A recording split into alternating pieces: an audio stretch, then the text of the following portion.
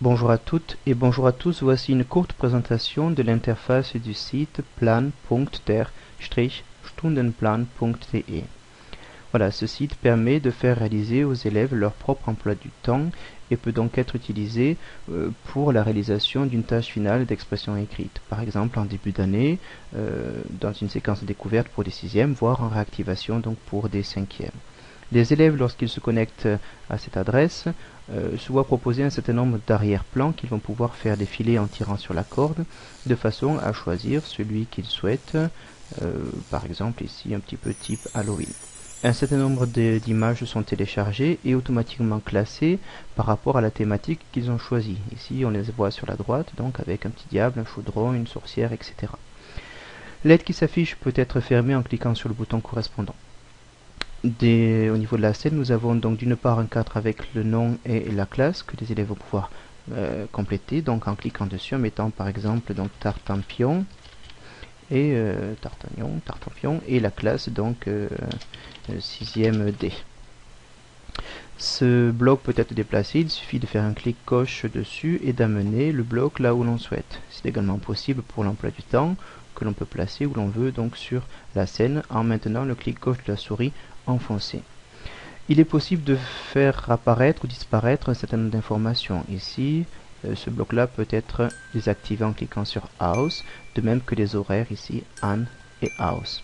Il est possible également, à l'aide des touches moins et plus, donc d'augmenter, d'ajouter un certain nombre d'heures ou de supprimer un certain nombre d'heures, ainsi que pour les jours, Samstag, Sonntag par exemple, ou donc se limiter à 5 jours. Le bouton Größe nous permet également d'augmenter la taille ici de l'emploi du temps de façon à avoir un peu plus de place. Et voilà, et nous avons en bas donc une zone Dein Text. Il suffit de cliquer dessus et d'amener cette zone là où l'on souhaite, puis de faire un double clic dessus et de taper ce que l'on souhaite, par exemple maths.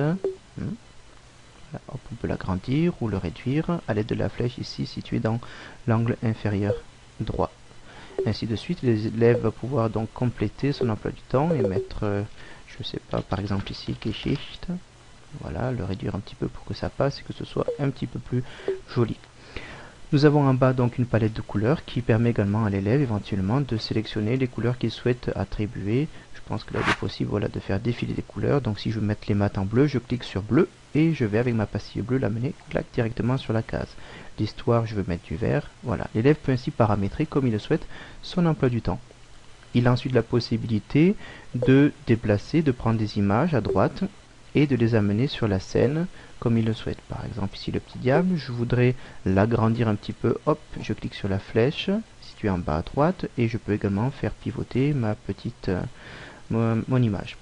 En tirant sur la corde, je peux faire donc défiler effectivement les images. Attention, ça va très vite. Voilà, je vais mettre un petit fantôme par exemple ici. Voilà, l'élève personnalise ainsi et réalise son emploi du temps. Lorsqu'il a terminé, il lui suffit de cliquer sur Ich bin fertig. Il a alors la possibilité d'imprimer, enfin de télécharger au format PDF en cliquant sur PDF speichern, puis d'imprimer le résultat et le présenter donc au professeur comme l'objet donc de la tâche finale. Cette tâche finale pourra ensuite être évidemment collée dans le cahier de façon à servir de repère. Voilà, c'est tout pour cette interface.